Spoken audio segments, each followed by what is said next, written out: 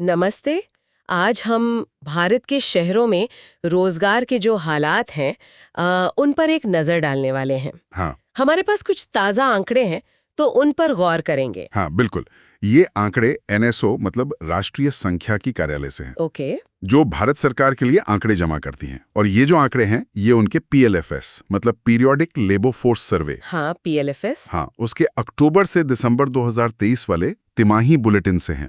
ये रिपोर्ट वैसे जनवरी-मार्च 2024 में आई थी। अच्छा, तो हमारा मकसद है इन आंकड़ों से ये समझना कि अक्टूबर-दिसंबर 2023 में शहरी भारत के जॉब मार्केट में क्या चल रहा था, खास तौर पर एलएफपीआर, डब्ल्यूपीआर और बेरोजगारी दर को देखते हुए। बिल्कुल। तो चलिए शुरू करते हैं। तो 2023 के जो आखिरी 3 महीने थे, उनकी तस्वीर 2022 के उन्हीं 3 महीनों के मुकाबले में कैसी दिख रही है? देखिए, सबसे पहली बात जो नजर आती है वो ये कि 15 साल और उससे ज्यादा उम्र के जो शहरी लोग हैं, उनके लिए रोजगार के जो इंडिकेटर्स हैं, उनमें सुधार है। जैसे एलएफपीआर लेते हैं, मतलब लेबर फोर्स पार्टिसिपेशन रेट। हाँ। कितने लोग या तो काम कर रहे हैं या एक्टिवली काम ढूंढ रहे हैं। तो ये आंकड़ा अक्टूबर-दिसंबर 2022 में 58.5% था, जो एक साल बाद अक्टूबर-दिसंबर 2023 में बढ़कर 59.8% हो गया। अच्छा, मतलब ज्यादा लोग कह सकते हैं जॉब मार्केट में आ रहे हैं या काम ढूंढ रहे हैं। हाँ, बिल्कुल। पर क्या उन्हें काम मिला?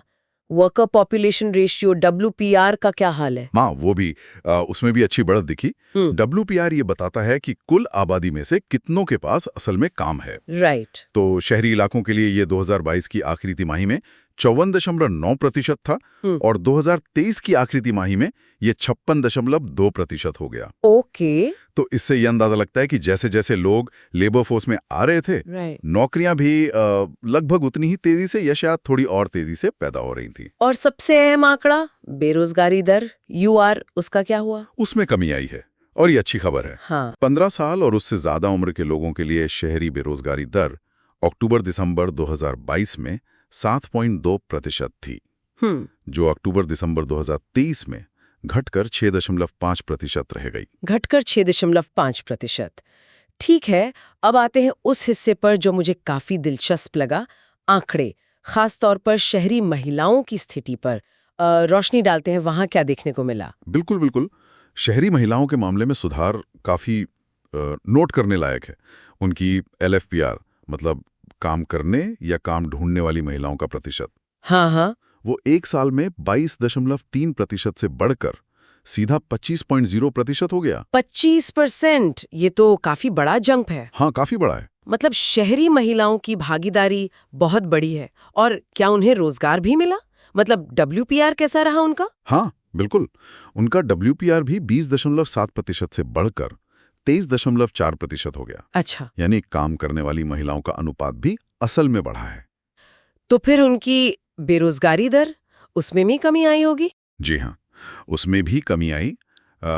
शहरी महिलाओं 15 प्लस उम्र वाली, उनके लिए बेरोजगारी दर अक्टूबर-दिसंबर 2022 में 7.6% थी, जो अक्टूबर-दिसंबर 2023 में 6.8% पर आ गई। 6.8%, ठीक है। हालांकि ये अब भी शहरी पुरुषों की दर से थोड़ी ज्यादा है। पुरुषों की दर उस समय 5.8% थी। ओके। पर जो ट्रेंड है वो पॉजिटिव है, सुधार का रुझान साफ है। और यहाँ ये सोचना भी दिलचस्प है कि इसके पीछे क्या वजह हो सकती हैं। क्या शिक्षा के बेहतर मौके हैं, या शहरों में सर्विस सेक्टर जॉब्स बढ़ रही हैं, या शायद वर्क फ्रॉम होम। हाँ, हो सकता है। हाँ, ये आंकड़े सीधे वजह नहीं बताते, पर ये रुझान सोचने पर मजबूर करते हैं। तो कुल मिलाकर देखें एनएसओ के इन आंकड़ों के हिसाब से तो 2023 का जो अंत था वो 2022 के अंत के मुकाबले शहरी रोजगार बाजार के लिए मतलब बेहतर नजर आ रहा है। हाँ, और खासकर शहरी महिलाओं के लिए तस्वीर ज्यादा पॉजिटिव दिख रही है। बिल्कुल सही कहा आपने। मतलब बढ़ती भागीदारी, बढ़ता रोजगार और घटती बेरोजगारी, ये सब मिलकर उस तिमाही के दौरान शहरी जॉब मार्केट में एक सुधार की कहानी कहते हैं। हालांकि ये बस एक तिमाही की तुलना है, पर फिर भी ये आंकड़े हमें इकोनॉमी में लेबर मार्केट किस तरफ जा रहा है उसे समझने में मदद करते हैं। सही। तो ये थी पीएलएफएस आंकड़ों के जरिए शहरी रोजगार के ताजा रुझानों की एक झलक।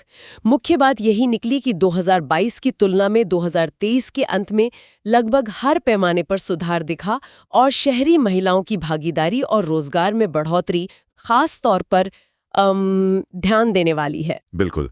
और ये हमें एक अहम सवाल पर सोचने के लिए छोड़ जाता है। जहां इस एक खास पीरियड की तुलना में रुझान पॉजिटिव हैं, वहीं शहरी भारत में महिला श्रम बल भागीदारी में इस तेजी के पीछे असल में कौन से गहरे कारण काम कर रहे हैं? क्या ये सिर्फ एक शॉर्ट टर्म चीज है या क्या ये बदलाव लंबे समय तक टिक पाएगा? वाकई ये सोचने वाली बात है। खैर, इसी के साथ आज की ये पड़ताल यहीं समाप्त होती है।